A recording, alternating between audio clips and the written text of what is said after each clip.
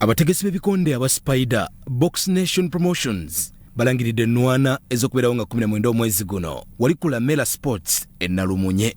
Olulwana olukulu lwakubeera wakati wa musayi muto Muwanguzi n'Omutanzaniya Zamba mu buzito obwa super featherweight. Omusajja agenda kujja kyemmanyi naye akoze ze sinyo mu opponent yenajja aba akoze naye aba w'amaanyi gyali oba gyava naye nga kimba manya ndi mwetegefu ngenda kubalaga buli kyensinga okumanya ngenda kubalaga buli kyosuubira beerewo ku olwo olunaku ajje awulire ku buzito bwa training gye tuyita mbambi.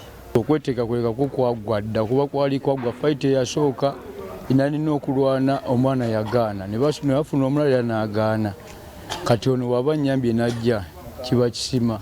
Opponent wange sinnamumanya naye yenna gwe baleeta nze ndi mwetegefu okubanga pambana naye. Oli kinye wakamulegeera nze kyensaba leeta ogutwe gwo beeraawo gwe ku lunaku nga 19 teweebuzaabuza beeraawo kyensinga omanya enkeera tasobola sente z'anaaba afunye percentage ennene egenda singa agenda mu ddwaliro. I'm set, well prepared for anything. Like if you fall down, you won't stay down.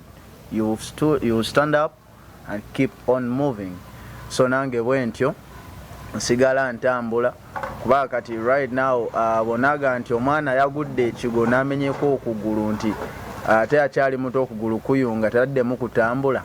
Abategesi aba Spider Box Nation bagamba yadde bakyali bapya bakutegeka ebikonde ebiri ku mutindo. Tugenda tandika mu budde ssaawa emu nkakasa professional boxing ekintu ekyo yakitandise ssaawa emu tugenda kubanga tutandika oba tuliwo mukaaga tugenda kubanga tutandika ku ssaawa emu ne bout esooka.